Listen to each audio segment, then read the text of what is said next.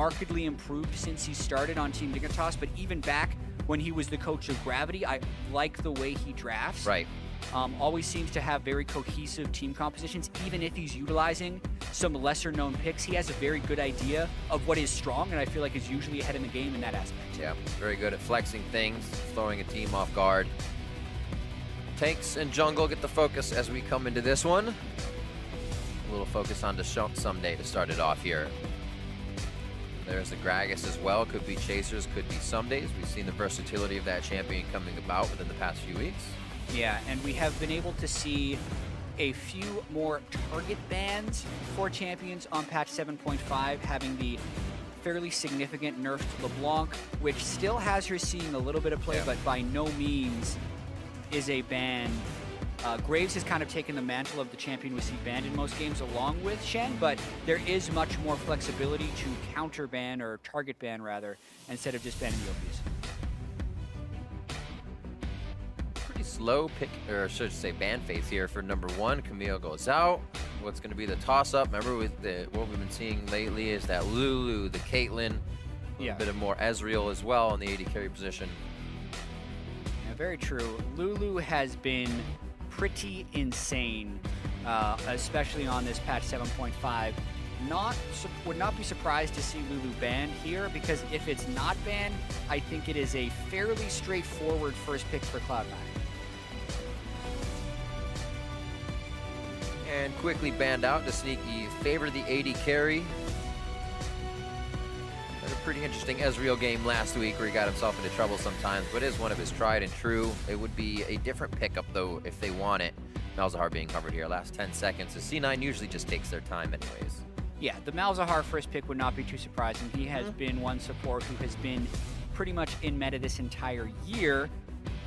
Speaking of the marksman you were just talking about, Caitlyn has been a bit of a mainstay. I'm wondering how much Lucian, Kalista, Twitch, Kog'Maw, that type of champion makes it in. Yeah. Specifically with the Blade of the Ruined King changes, making it, I feel like, a more efficient and better early game item. But yet to make the decision on those ADs, since there were no bans to that position, and leaves a lot up. Hardly seeing that Kog'Maw lately. I'm interested. Can't wait to see how teams react to it. Yeah, Sneaky played it last week. Yeah. Did not have much success with it. I believe they played it into a Nautilus and a Gragas, so he was never really able to be protected. It's going to be fun. Fell behind, could not protect the Kog'Maw with the Lulu and the Orianna. With Lulu banned, you're a little less likely to see that in the first place, so potentially some safer ADs picked in this game. Interesting. Tahm Kench pickup, a little hide in the composition as well. We get the Rengar in there, which means Dignitas could latch on to an early game, which we have been saying Cloud9 has not had a good time in. Yeah, definitely a very early Tahm Kench pick, and that's the most unconventional thing we've seen so far in this draft. Can work against Malzahar in the fact that you get to consume whoever gets Nether Grasped, but also it is not a great harassing support, which opens the door there for Sneaky to be able to pick Lucian, because with Malzahar Lucian, knowing they're up against Tahm Kench plus X is probably winning lane no matter what Vlad picks for the marksman. Shouldn't be too bad. Caitlyn and lane just farm it out against each other for Lot if he does decide to go with that later. And it will be Contracts picking up his jungle. Elise gets locked in. More junglers have also been favoring as well. Yeah, probably a coincidence, but ever since Meteos returned to the LCS, we have been seeing a little bit more Elise. A few other things contributed to that, like Rengar nerfs. This is interesting with the Nautilus lock-in right here. That throws their top laner in, but it leaves their marksman out. So ban phase 2 now has mismatched roles that have been picked.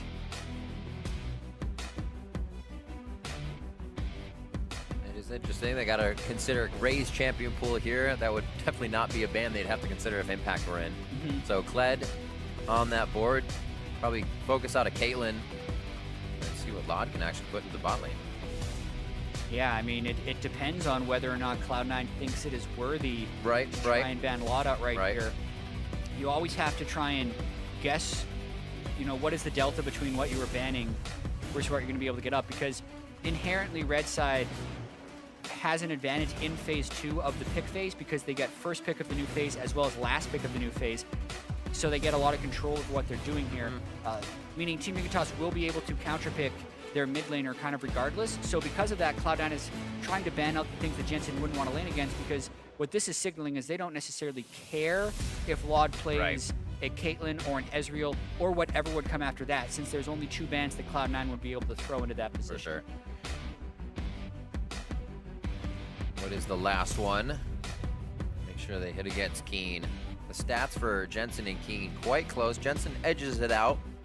Find Keen having about 100 more goals to the 10-minute, but Jensen could have some more CS. So they find their value in different places. Yeah, Jensen leads the league in CS per minute as well as CS differential at 15. And we had a stat a couple weeks back where the perception is that Jensen gets camped for by contract, but the reality is he actually has some of the lowest jungle proximity from his own jungler, which means Jensen is applying a lot of that early game pressure on his own.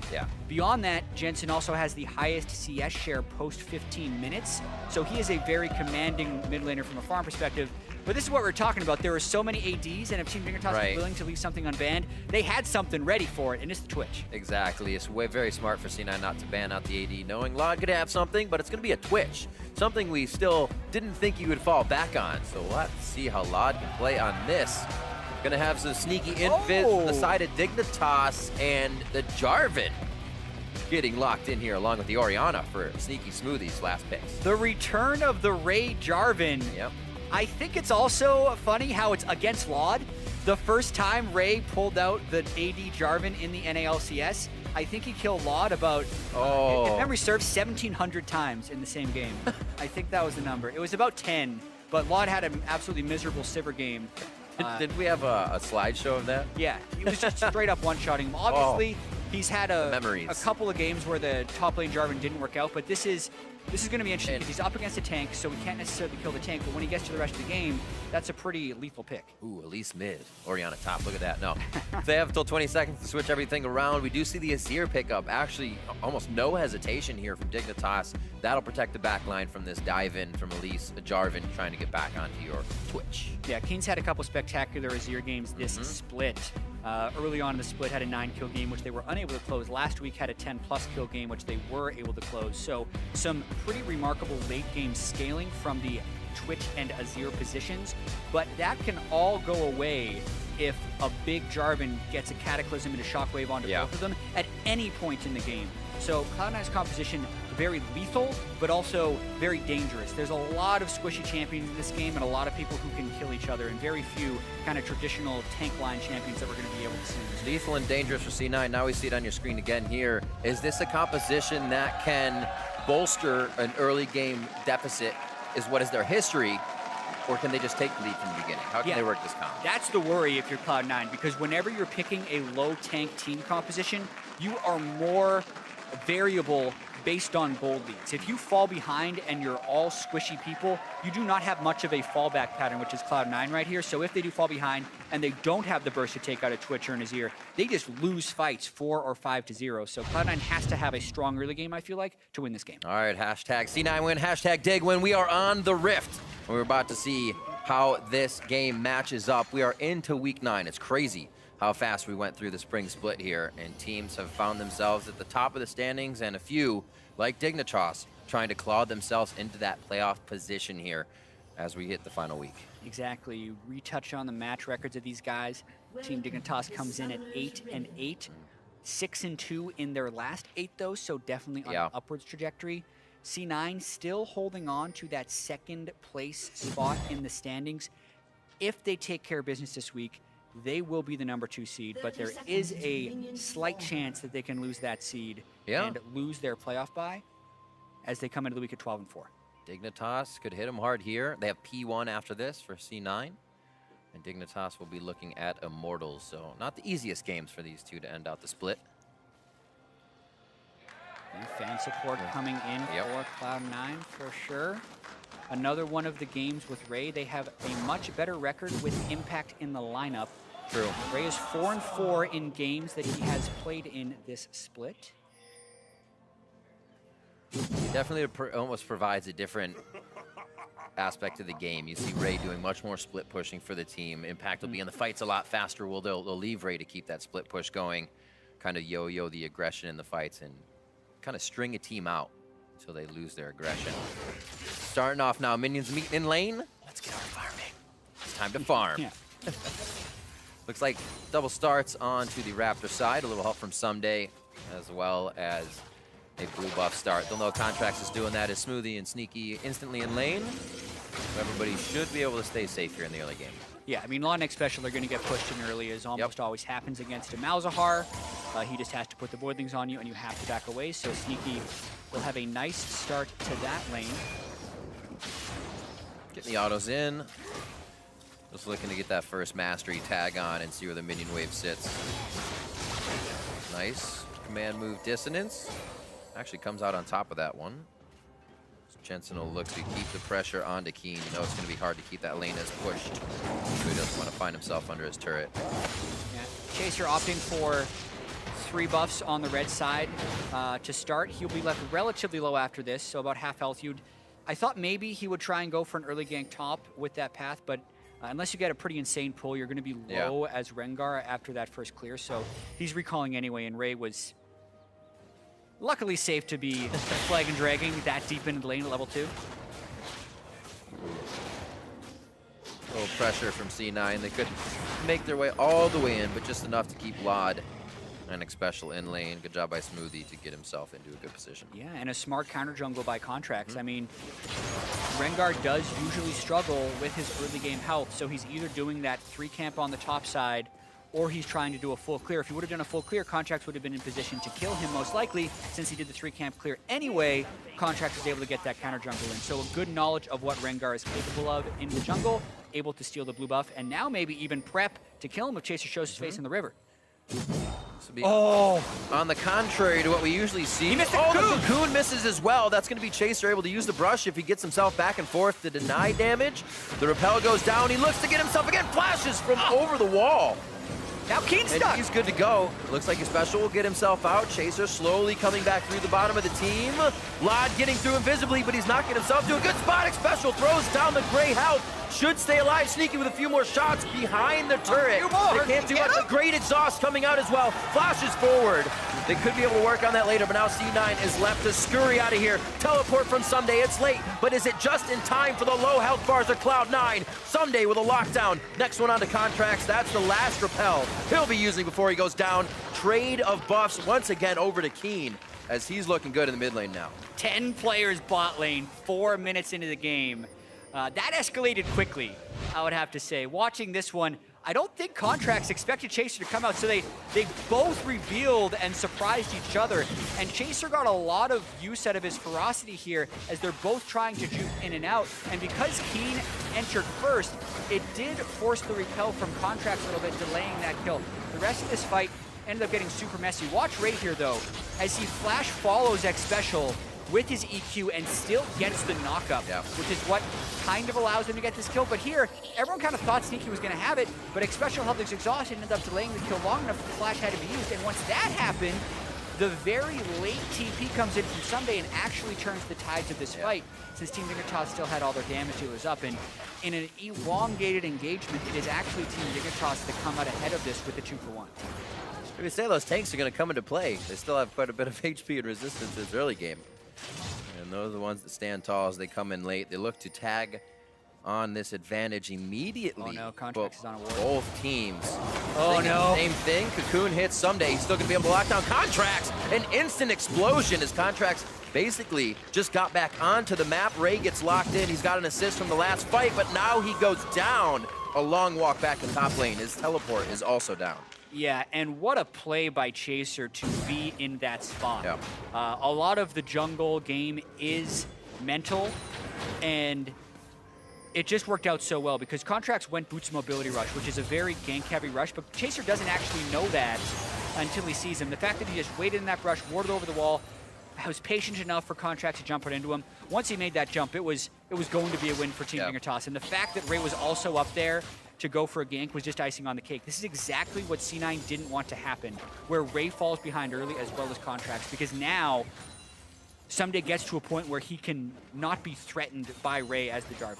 And there's a wave refresh that just hit Ray's turret. Ray had an entire wave lost there. Another one had enough time to get all the way back to the turret, so missing a bit of experience. Someday may start to catapult here, knowing his wave is pushed. Someday makes his way to mid lane. as Loud and Special continue to deal with this pressure from Sneaky and Smoothie. Yeah, the bottom lane is getting pushed in frequently, but you're wondering how they're going to punish that. I mean, Chaser is level 6, 7 minutes into the game, and Contracts would want to set up ganks because he's boots mobility, but if these ganks don't work early, C9 does start to fall further and farther behind. Missed gank by Contracts in the mid lane as Keen is able to jump to safety. Quickly gets out. Good control wards for C9, showing that they want to own that bottom side of the map with what has been happening. Infernal Drake as well would be quite nice to start things off from a behind early game. Only about a 1,000 gold lead here, so obviously anything can still happen. You don't see too much action unless Chaser has been starting it. Contract still trying to get his feet wet as he went to the top and bot lane, but nothing has started yet. On to Lot. Quick devour by Special. They're expecting that over and over in the bot lane here. But like you said, when can they actually pressure it is the question. Yeah, it's a good question. It's a difficult lane for Lot and Special to play. Yeah. The trick will be keeping themselves healthy enough that they are not vulnerable to turret dives, and also being able to sustain up well enough with the Warlord's Bloodlust as well as the early Vampiric Scepter. Looks like both of those guys are rushing Blade with the Rune King. Ooh. Second guesses, actually. The pull-off of Sneaky and Smoothie made him aware that they knew.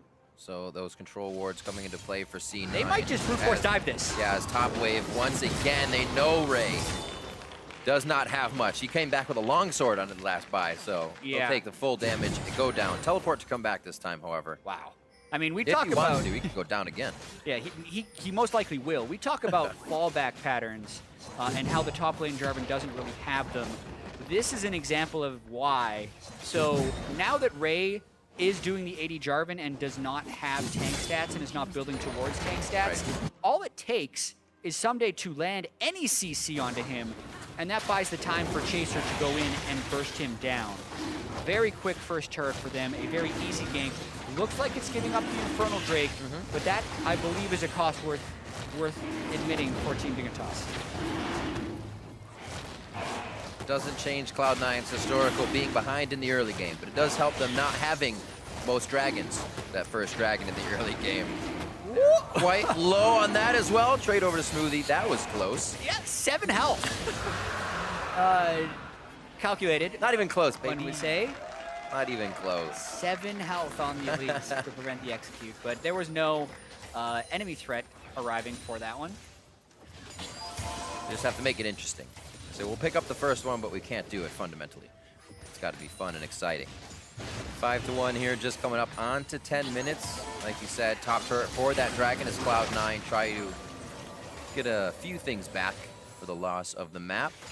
But now this means if Dignitas wants to, they might be able to start messing with the lanes. A little more rotations from Someday means a lot more pressure here back on the bot side. Yeah, the teleport's up for Someday. The ultimate will be up soon. Chaser is the most farmed member in the game at 4,200 gold, which is 1,500 more than Contracts right now. So he has the ability to dictate the map here, controlling the rivers as they're taking both Scuttle Crabs right now and hoping to put the pressure on. They have that one losing lane in the bot side that is losing in the sense that it is shoved in, not necessarily losing in the fact that they are dying. So the rest of the map is where Chaser would be free to roam.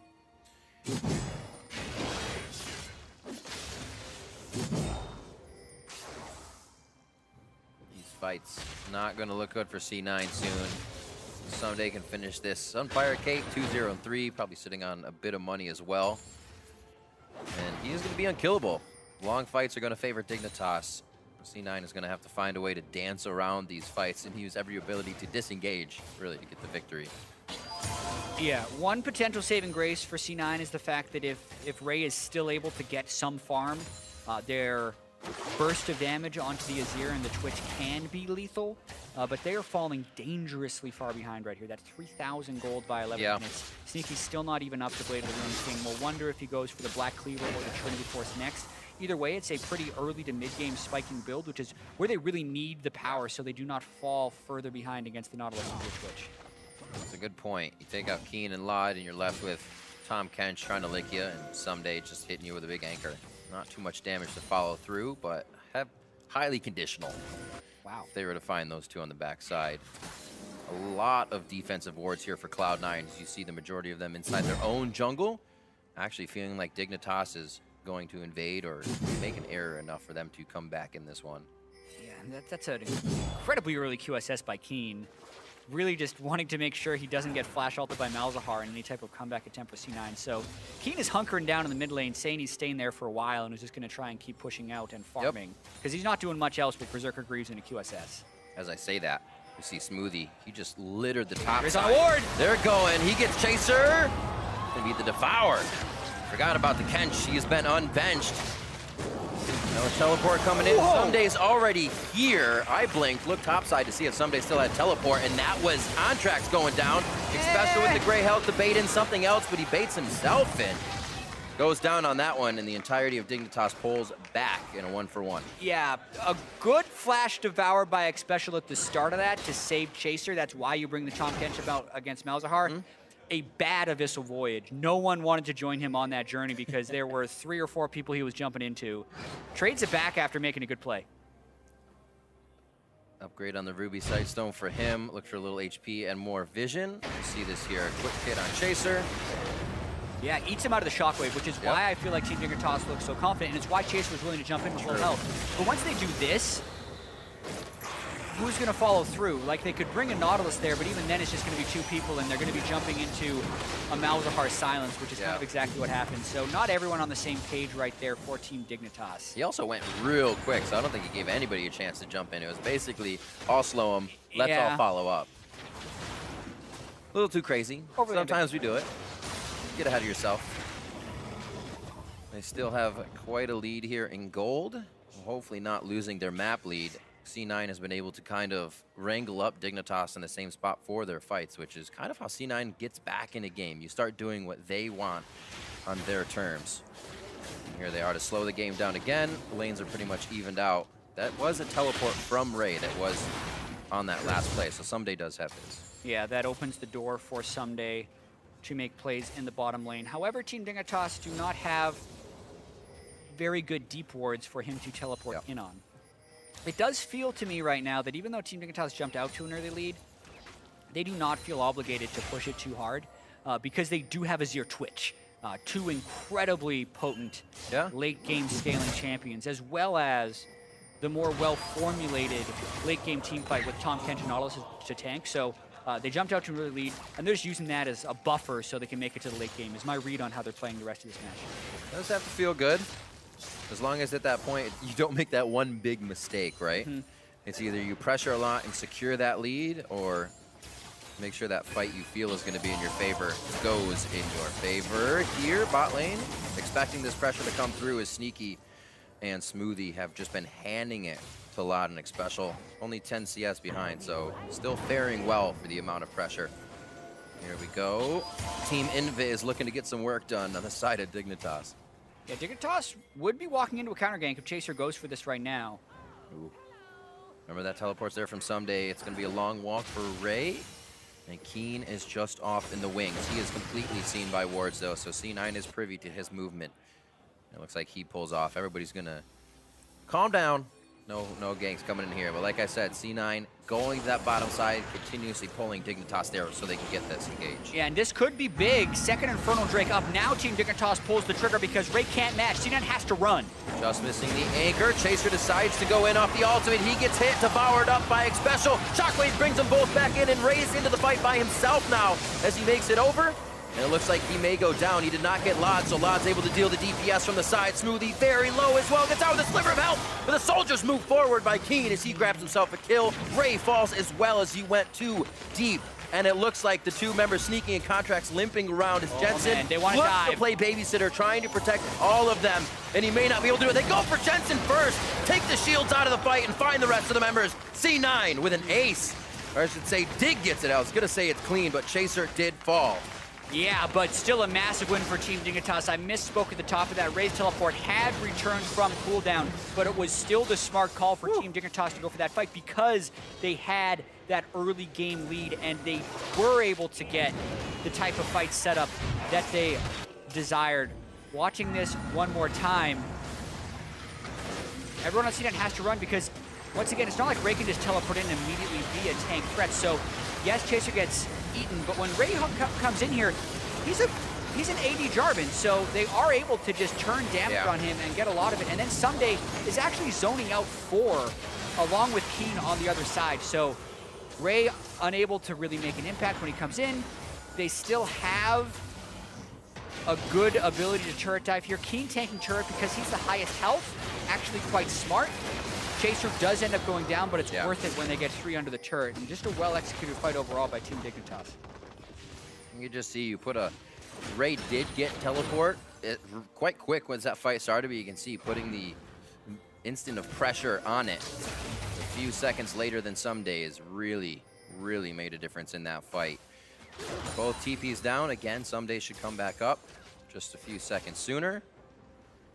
Not sure they'll be able to work on quite a quick play next time, but Dignitas still holds a lead. Cloud9, that was about the 3rd attempt they had sent that many people bottom to try and pull Dig into their own fight.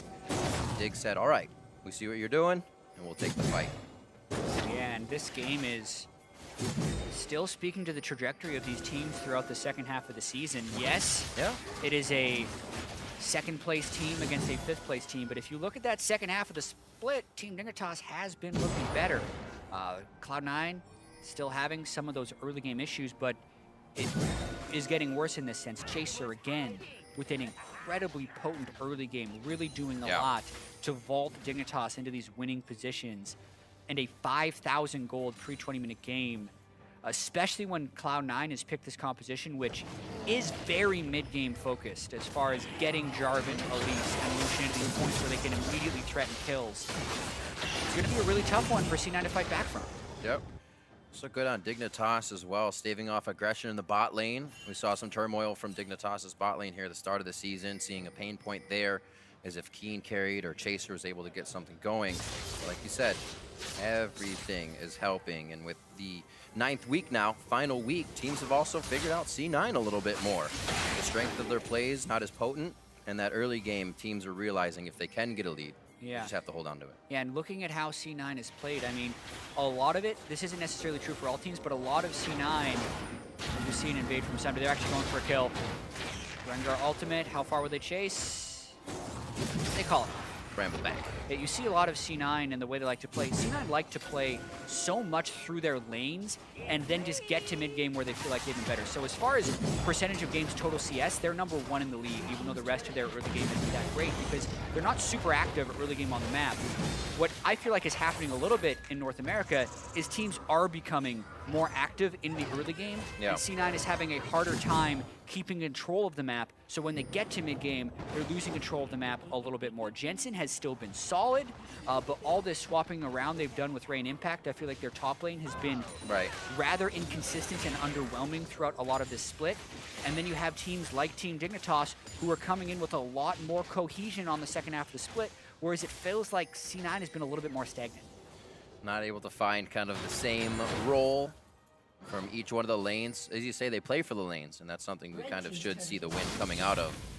Those switches between Ray and Impact, a little bit of a variable between where actually Contracts would need to play the lanes, and that also changes up how C9 has to enter these games.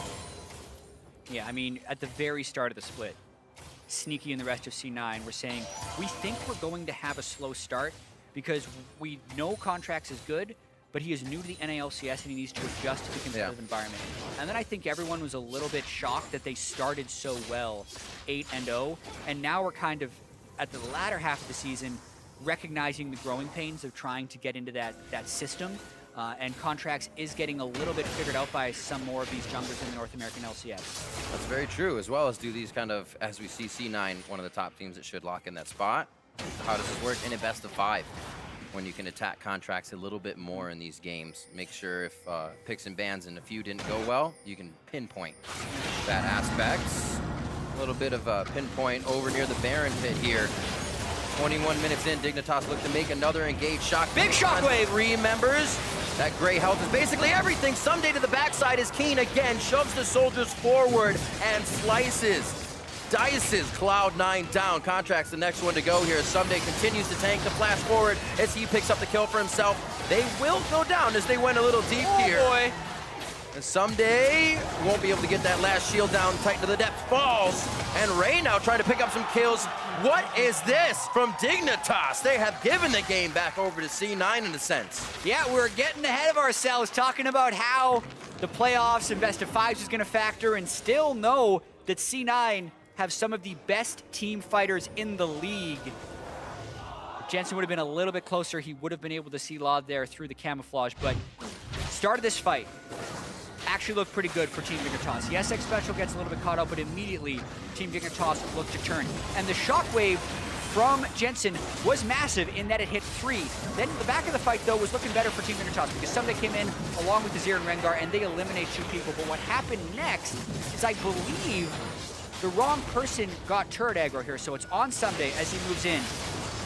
No, okay, it actually stayed on Someday the whole time, but Keen ends up taking a lot of damage from Ray and Jensen, and AD Jarvan actually got to hit a little bit, going a little bit tankier with the Tiamat. The triple kill coming in for Ray for massive, and the skirmishing at the very end here. That Jensen heal. Woo, shows why Ray can be so solid, not to mention the Jensen heal, but still 3,000 or 4,000 gold lead, and the pace is accelerating. Team Dignitas going for Mountain Drake. Ray's like, just get me in a fight. I mean, that's what Cloud9's been trying to do, right? We see him in the bot lane over the past 20 minutes. 4 or 5 members. There were 10 at one point. We're going to go again. Someday pulls the trigger here to the mid lane. Oh, the minion in front. They do get the flash, though. Sneaky has blown that. Relentless Pursuit will be one of his only escapes for the next fight. Someday now postures so the team can look for this Mountain Drake. Yeah, and Someday has Depth Charge up on Nautilus if Sneaky looks closer for this next fight. A ton of summoner spells were burned prior, so we're ready to fight again, but almost all ultimates up. Here we go. They feel like they can burn down Someday. He's shielded up and devoured up. Dragon is going to be smited down. A quick walkout here. C9 pointing mid. They feel like they can route Dignitas to it. And they were actually pulled to the Dragon. May be able to get it, but it looks like it will be defended here in the siege. Yeah, and the question is now, how many more fights can C9 get like the one they were able to turn around? Jensen is their most formidable member right now. Only 600 gold behind the highest on Team Dignitas, who is Chaser, 200 gold behind Keen. But if he's able to land those clutch shockwaves on the Twitch and the Azir, he can dictate a lot of how these fights play out. So C9 was facing a massive deficit, as has been not necessarily customary, but we've seen small and medium-sized deficits that Cloud9 have been able to fight back from on multiple occasions. Oh dear. Oh, sewer skewers! Lod comes up with the kill on the Sneaky. Very nicely done. I've been waiting for Lod to get out of lane and do that. Not that he hasn't. He just hasn't had the chance to find himself in Viz and scooting around. Just Twitch things. Yep. If you get the jump with the Blade of the Ruin King, Sneaky has no flash, couldn't return damage right away. They have a Mountain Drake, which increases their ability to threaten Baron. Blade of the Rune King as well. Chunk it down just a tiny bit more. It looks like C9 is right on the heels. Shockwave, double, almost deja vu, but Somebody's behind. We've seen this before. He's just rolling on through. Remember, they do have the Sun Disc there as well. If turret shot tag on, Ray could go down, gets himself bumped out by Emperor's Divide. He's going to be the focus, though, even with Command Protect. He goes down to the soldiers. As the Sands divide C9, trying to get into the jungle. Summoners are still up for both teams. Pretty crazy fight can still happen. Lot is just kind of walking into the fire right now. Figured the team would be a bit more behind him and popped out. 3 deaths now on the side of Dignitas. Oh my goodness, that is a dangerous corridor for Team Dignitas to keep fighting in, but this one's going to keep going for a bit more. Ooh. Baited out. They called contracts back. Seeing the Soldier of Keen, but there was another one of those fights. Dig is happy to try and take him as well. Yeah, Ray's becoming a threat, so that just increases the AoE ability on C9 here. Remember, Cataclysm was changed about a year ago to do AoE damage, so when Team Dignitas follow through here, again, the Shockwave hits him in pretty much the same place he did in the last fight. Someday flanked from the same spot, and then Ray gets the EQ ult into pretty much everyone, picks up a quick double kill before getting hit back by the Emperor's Divide. And then, at the back end of this fight, Laud was just hoping to do Twitch things, go to camouflage and sneak a kill. But he didn't necessarily account for Jensen, who gets the shield across, kind of accelerating the ball into threat range for Laud, and he wasn't necessarily tracking that. Laud died with heal and flash up, but I don't think he was able to track the Orianna through that fight, which is why the burst of damage caught him by such a surprise. My bad. Did me too. Thunderlords, the ender of many AD carries who feel like they have the 1v1. C9 trying to regain control here as they move their wards up. Control wards being focused to the top side for Dignitas. Teleport is not up for someday. He should have it for the fight though once the teams meet. And the split push now begins. I was actually saying this earlier, as C9, it seemed like they had trouble yo-yoing the aggression with Ray on the sideline, or when to bring Ray from the side. This game has seemed to work out a little more in their favor, but how is Ray getting out of a pretty sticky situation? A lot of crowd control in the 2v1 situation for himself. Flag and drag. The anchor toss to be up. And the flash. Sometimes you have to. Yeah, and you can see he has built much more defensively than we were used to seeing when he was super fed. It's a 3,000 health Jarvan now with 100 of both armor and magic resist. So when Chaser and Someday do that, he doesn't instantly die. It does still produce a positive play for Team Dignitas because they get the mid lane turret, but the kills are definitely not as easy for Team Dignitas as they were earlier in the game. I love the build though. You gotta walk a fine line of going in and burning everybody with the Sunfire cape and getting out. Last time, double kill. I'm sure he's starting to feel a bit better about what happened in top lane earlier, which is going to make his engages a bit more confident, and the team will follow up. 16-10 is, we went from pretty bloody early game to an even bloodier mid game.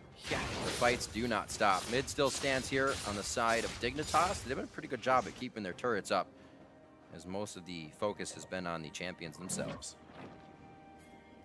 This is turning into a very competitive game, after it looked for a while like Team Dignitas was going to be able to snowball at home. But huge credit to Jensen and Ray turning around fights from large gold deficits. The NALCS in general is very weird this year when you're trying to track early game gold leads into victory. Looking at a lot of the other leagues, pretty much all the other leagues, the top two teams, SK Telecom, KT Rolster in Korea, H2K and G2 in Europe, the winningest teams are the best early game teams. If you just look at gold at 15. Not the case in the NALCS. I believe C9 and TSM are 6th and 7th, respectively, in gold at 15, but 1st and 2nd in win rates. So we have very weird mid games in North America, and a lot of very close games. That's one other thing, is there's not a very large delta between the gold at 15 of most of these teams. Cloud9 is just turning into one of those teams that lose the early game, but win the mid and late game more often than not. Ruining our stats.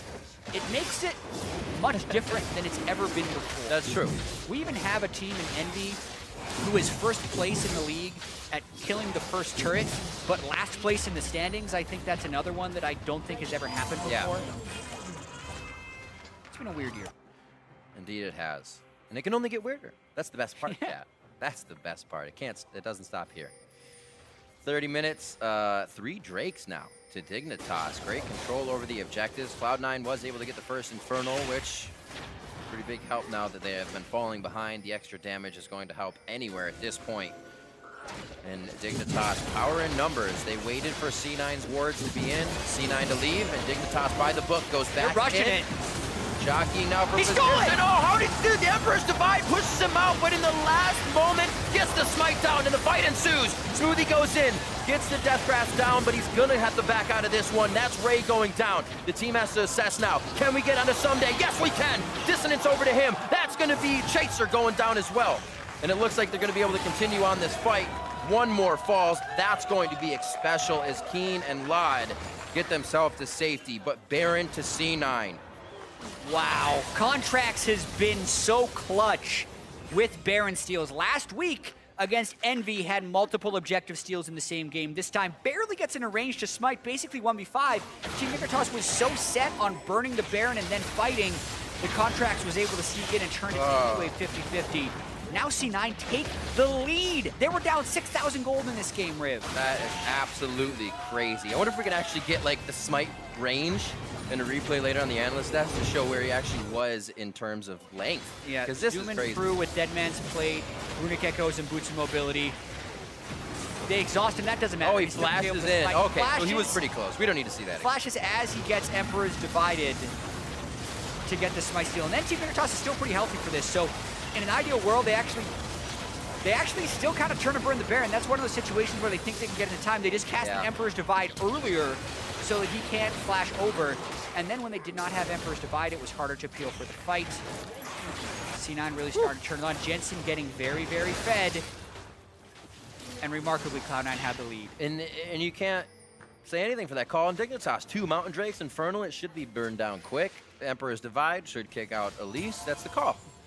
But C9 make you think twice. Yeah, definitely always want to avoid the 50-50 Barons when possible. Of course. That's what I can see wanting to do, but it fits the storylines of Team Dignitas struggling at Baron, so that always happens, even though this split I feel like it's happened less to Team Dignitas. We have gone to choose your own adventure, and C9 went to page 100, where they continue to win in this game. You have to either peel off the Baron for a fight if you're willing to do that, or take the Baron and bail out the backside. Right. When you do the Baron and go to a fight, you're lowering your chance of success.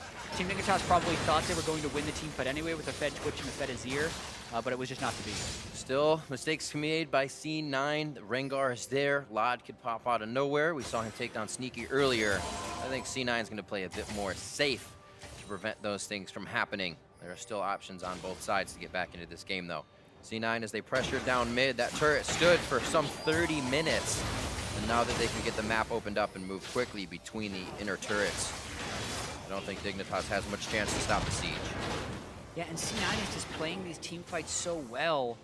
Team Dignitas continue to clump for the AoE abilities of C9, and now they're dissuaded from even initiating as the turrets continue to fall.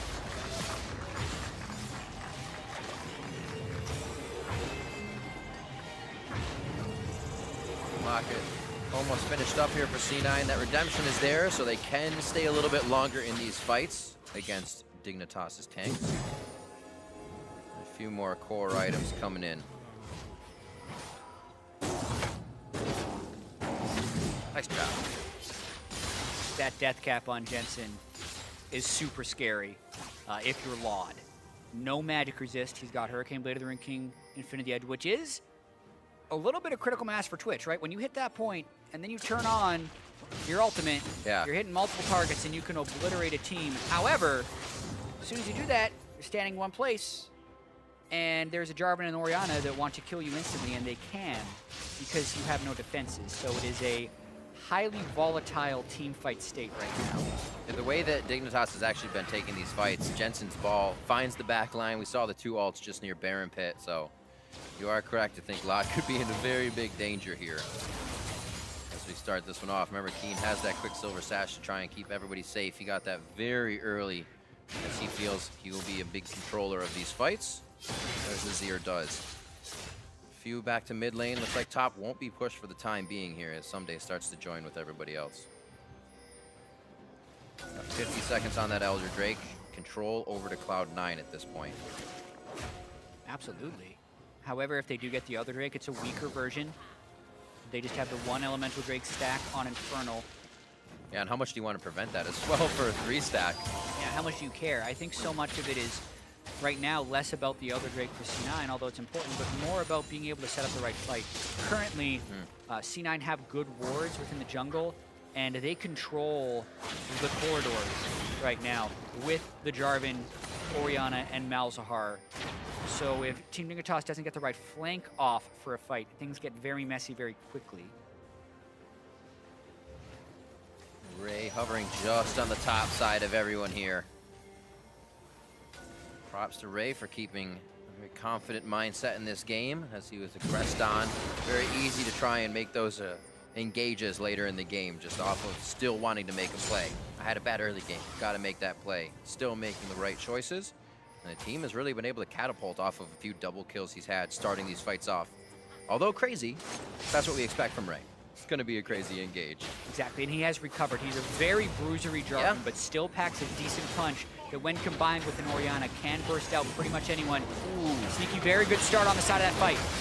Nobody should be taking damage like that if the fight's not going to go all the way, and it looks like Ray takes the first flag and drag in. Contract's also getting quite hurt as the team resets 5. Ray gets hooked in. Heal coming in from Sneaky and Jensen, but that's going to put them in a really bad spot. Xpecial gets the grasp in from Smoothie, and they just walk away from this so far. Jensen still has Shockwave. He didn't have an opportunity for it right there. You can see the Tom Kench twitch coming in clutch there as Ray ulted Laud, only for X Special to immediately devour him, so he stayed up. And despite the nice start by Sneaky onto Chaser on the start of that fight, Team Dignitas did win. Jensen actually still having his heal there, just Sneaky's was used in the fight to correct myself. So, see how much they can bait in another one or get Dignitas into their own corridor for another Shockwave fight. See them, they're trying to control these right now, and that Elder Drake still has Dig Vision right underneath it. These are the stages of the game that people need to be able to reevaluate and reset who is fed and who is not in these games. Because when you have these large gold swings, oftentimes it's hard to switch into a winning mindset or an even game mindset when you're so used to snowballing over. I think it took Team Dignitas a little bit too long in this game to realize that it was getting close. And they were kind of throwing themselves into dangerous situations, thinking their goal lead would win it for them. Right. That last fight shows me that they have been able to kind of mentally recover from that, trying to play the fight in a very measured fashion. They were able to fight it in the mid lane, which was more spread out and less vulnerable to a Shockwave or a Cataclysm, and as such, we're not devastated by those abilities. But this has been the area where Team Dignitas has struggled this game. The corridors leading into Cloud9's jungle from the Baron Pit. Two Guardian Angels on the side of Dignitas here. C9 has a bit more work on their plate now. It's one of those for someday, quite tanky to come back up. Also, the Iceborne Gauntlet, a bit more damage, but lock down his targets, even if he doesn't have a passive on him. Really looking to finalize any of the kills they're able to hook onto immediately. Their redemption is finished, a little bit more sustained for these fights to come in here, but again, this corridor, gotta watch where Jensen is if we enter this spot again. Yeah, and we've seen this. Team Dignitas doesn't want to follow through because they go down the ball, but they want to do Baron. Last time, this got stolen by contracts. This time, you'd want to see Team Dignitas engage, but they do not want to overcommit. Ray gets hit first, watching Laud towards the backside, waiting to open up with that extra attack speed. It looks like he's going to have to hold off for now. They're actually looking for both Laud and Chaser at this point. It's such a tight space in the jungle here. And Team Dignitas does not want to opt into another 50-50, but what they do want to do is push mid lane and cut C9 off. Team Dignitas is trying to avoid the tight spaces. I feel like Ray could get a ball here and just go right into the side of the team. This puts the back line almost towards the front when you go horizontal like this. Keen's going to shift himself out. Actually looks like Cloud9 doesn't want to take the fight themselves either. Going down would mean Baron for either side, especially C9's base, if Dignitas are able to take this with where the minions are. Pressure for Dig has been on the bot side. They get a lot of damage on that second tier turret. Yeah, and at this stage of the game, there's different tiers of what a lost fight means. If it's a 5-for-0 ace, it's probably your Nexus. If it's a 2-for-0 fight, then it becomes a major objective and a large lead in the game, because right now it's pretty even. Team Dignitas was low off that one. Someday has teleport. C9's on Baron. We're going to have another fight. Chaser in the brush. They make him pull off. Baron's down just below half.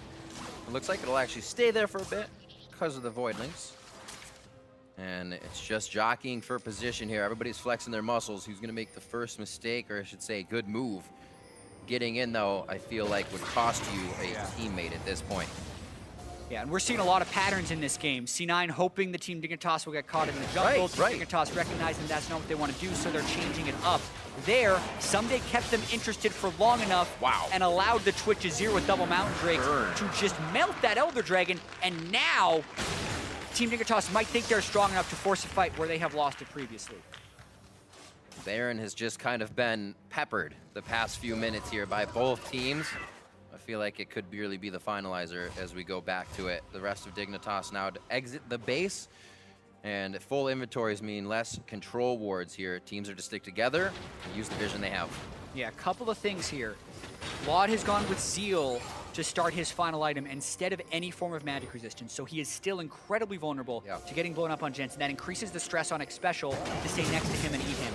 The triple Elemental Drake plus Elder is insane for damage, but it does not help them if they get blown up. So that is why C9 could potentially still take this fight, despite normally an Elder of this stature is unfightable. A ping in the bot lane. Dignitas is aware they have a wave that needs I should say pruning, I would say prepping, but it's already prepped by Cloud9 to almost take down that inhibitor turret. So Dignitas need to force C9's hand now to make sure they can get to that wave. It's the fight or the wave. Special gets specialized from Smoothie. He can get himself to safety with the Grey help. Ray is into the back line. Keen takes a hit. Emperor's Divide doesn't push anybody around, but Ray could burn down, and the hook goes to Contract. Chaser in so we can get the GA pop, and now C9 re-looking 2 control wards to make sure they have vision over the brush. Waters are on the side, but Jensen still has Shockwave. The fight has yet to have a casualty. AD carries at full HP, in perfect position on the back line for the fight so far, but neither have really been able to deliver the damage either, as it's just been too intense. Down to half HP, Baron looking for Contracts and Chaser. They're gonna be in on a Contracts. Chaser low down to the left side. They're also routing C9 to the top, so they'll have a way towards that mid lane. They don't have any minions though, so I wonder where they go from this. It looks like they may just decide to wait this one out and back it. C9's gonna try to push the wave down towards mid. That wave we were talking about in the bot lane is slamming the bottom turret. Pretty crazy that C9 played that fight into a triple elemental Drake and didn't suffer casualties. No one really got picked off, and they even get the turret now. Everyone Dignitas is gone. They can't make it back in time. Ring around the rosy for C9. Dignitas finds themselves on the other side of the play, the wrong side. And Cloud9 take down Baron. C9 just does things that other teams can't do in the North American LCS. Down to a triple elemental Drake, fighting them, switching around to be able to pick up the Baron this time after coming eventually from a 6,000 gold deficit. Very crazy game we have here, Riv, but these are the type of clutch plays C9 has been able to make to get themselves into second place, as they are often fighting in even games or from a deficit. That's true. They are very aware of how to come back from a deficit and do it in a way that would turn the game on its head. Also, at a moment, like you said, if too many go down, it is such a gain at this point, and possibly your Nexus. Lucky for Dignitas, they didn't lose too many, just the Baron in position on the map. C9 has been able to flood their wards forward now, and they are playing at a different level on Dignitas' side of the map, and ready to engage, I think, at this point, instead of waiting for Dig. Yeah, so a couple things to catch up on.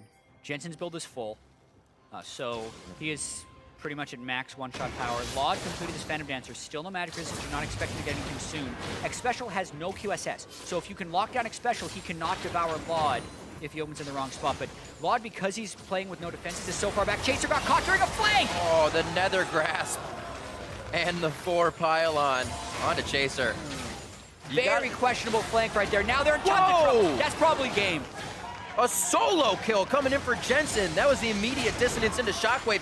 Ray goes back to just be a nuisance to the team. He is going to go down in this situation, but it gives Cloud9 time to play.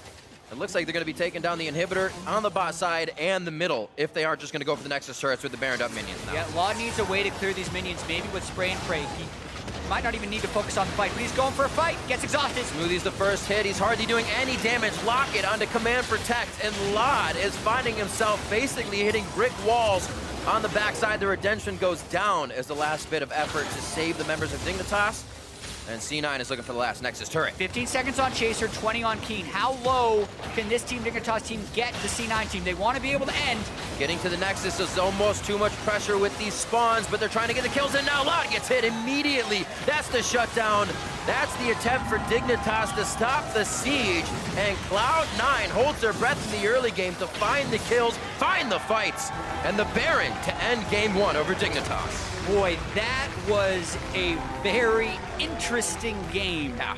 At one point, a 6,500 gold lead by Team Dignitas falls to the mid and late game team fighting of C9. That will be a tough one for Team Dignitas to bounce back from, as C9 come together where they usually do in the mid-late game to find yet another victory. I feel like in the mid game, Dignitas fell into a mentality of, as we were talking about, we are in the lead, but we're gaining this lead from kind of being in the lane, allowing Chaser to do things. Let's kind of keep it there. And keeping it there allows C9 to just kind of figure out what's going on and then turn things around for themselves. It took a bit, but that was the stall that Dignitas allowed really C9 back in. Yeah, exactly. And there were so many really close fights in that mid game where C9 was just on the closest margins of falling completely out of sorts in that game. But Ray and Jensen were clutching through in all those team fights. They had the clutch Baron steal from Contracts. There were so many things in that game that could have swung the other way, but, you know, sometimes those are the margins games are decided on. Absolutely. There's more games to go, so for a deeper dive into that game, let's check in with our analysts. Thank you very much, Riv. C9 able to pick up the victory there in a comeback win here in Game 1. But Kobe, at the beginning of the day, we were talking about the trends for both of these teams. C9 on a downward trend, struggling a little bit more, poor early games that we've seen out of them, with Dignitas kind of excelling on an upward trend. The first half of this game played exactly to that. Yeah, it did seem like it a lot, right? Cloud9, they were making a lot of chasing plays where they're overreaching a bit into the jungle, not necessarily taking everything that Dignitas could do into account, and Team Dignitas had a lot of good punishes. So this one, Chaser does a decent job of dodging the cocoons once he finds himself in this very dangerous situation, and Keen goes in to save him. He gets off that heal there to give him the boost, and then Xpecial comes in to save him, so it's all this saving team lane attitude. The key is, Someday could have teleported early and had that knee-jerk reaction, like very far down in the lane or something, but he holds it till a crucial time until he sees C9 overcommit. Like, they are talking and they're confident enough that up until that point right there, like, they're making a decent escape. Right. I think it's important to note, flash, flash, flash, flash, and flash. All 5 flashes on C9 have all been used, right, in just this fight alone, and all aggressively. And I think that's the biggest thing to keep in mind here, is that these are aggressive flashes forward, and so the usefulness, the impact of this teleport becomes that much greater because of that reason. Literally 0.2 seconds after Sneaky flashes forward, and you've seen everyone blow all these flashes, that is when the teleport comes in. They've committed past this lane, and that's why Team Dignitas can turn this around. They chase it on through here as Someday comes in to save the day. Everybody's extremely low. They still do have to fight this out really well, too. And even in the early stages, you can see the power of setting up with a tank on the front line, these carries on the backside.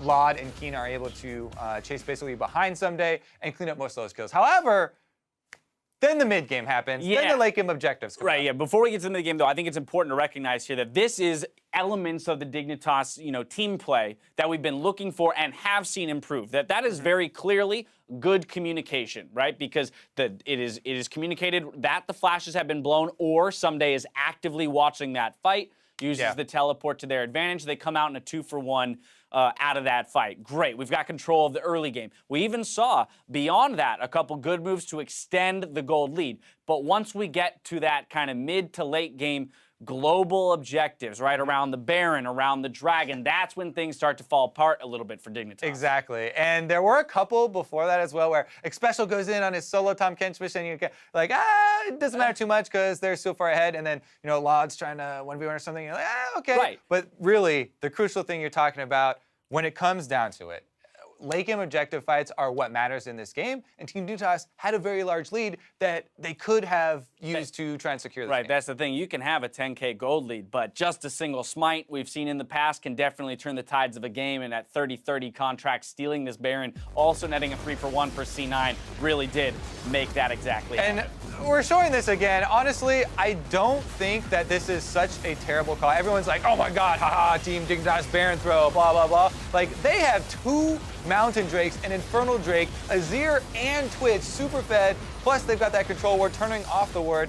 Maybe you can say, oh yeah, they should have spent the extra time to actually kill it so that they couldn't teleport in, but like, you can burn that Baron down and just throw out the Azir wall. Contracts makes this look easy. That is not an easy Baron steal. Right. Flashing forward and barely getting it as he's getting ulted out. I mean, maybe you say, oh yeah, the Azir should have ulted him earlier, all this stuff. That one was one of the turning points. The more important ones, though. I was going to say, that to a degree is a forgivable mistake, because you can see the thought process there from Dignitas. So the choice being, hey, push him out, finish the Baron. That seems to be what the call that was made was. Unfortunately, still barely in range to get the smite down, and of course, Chaser not landing his. Then Panic breaks out after there's the smite still. Right, exactly. But let's go ahead and take a look at the bigger fight that you're talking about. This is at 42 minutes into the game. C9 getting the Baron here, but it's an Elder Drake Dignitas that they're running into. Yeah, and this is like one of many skirmishes. They skirmished around this for so long, keeping Team Dignitas from committing all into there. Eventually, though, they get this fight, and they chase them back into this corridor that they keep on mentioning, where Team Dignitas, they've been chunked out so low by like maybe 3 re-engages around this Baron pit that C9 were able to win in small health leads. You get these incremental health leads after each skirmish, and yeah, it's a full disengage, but it finally takes its toll. Team Dignitas have to recall because they can no longer stand up in one of those 5v5s, and you kind of have to make this decision, oh, are we all going to sit here in the enemy jungle and wait for them to go back on this Baron where we don't have vision and we'd have to face check and probably lose the fight? I love that. I love that map play, right? Force the opposing team into a decision where they do not win, right? They either back to save their mid turret and inhibitor, but therefore give you the right of way to the Baron, or they stay in a threatening position on the Baron and give up the mid turret. There's really no good decision to make there, and that's where we see Cloud9 still as a team that's at the top of the table, right? In those late game situations, we still see them be successful in their macro shot calling. It's the early game for C9 that we want to see cleaned up. Yeah, the shot calling as well as the way that they get this pressure around Baron is good trading in the 5-on-5s. You could say, oh yeah, it doesn't matter because they didn't kill anyone there. Small health leads on the tank add up. Then a small health lead on the jungler, then a small health lead on the AD carry. Like, those are the things that allow them to make these sorts of plays as well. All right, game 2, Impact will be coming in, so that's important to note. But the player from game 1 that I want to talk about would be Jensen. We talked about at the beginning of the day, him versus Keen is going to be a huge turn or swinging kind of point here that the match or the series would hinge on. And in game 1, looking a little bit more to form here on Orianna, landing some big shockwaves. Definitely. Multiple shockwaves landing for him.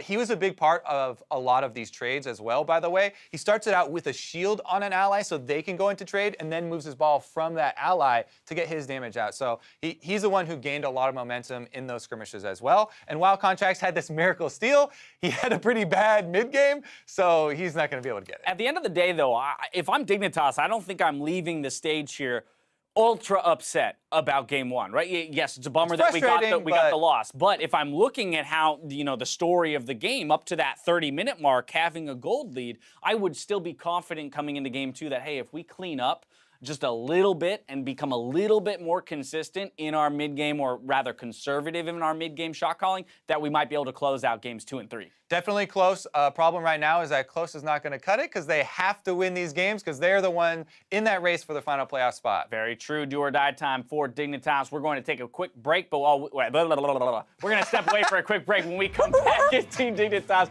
can bounce back in their game 2 against Cloud9. Stay with us. You're watching North American LCS.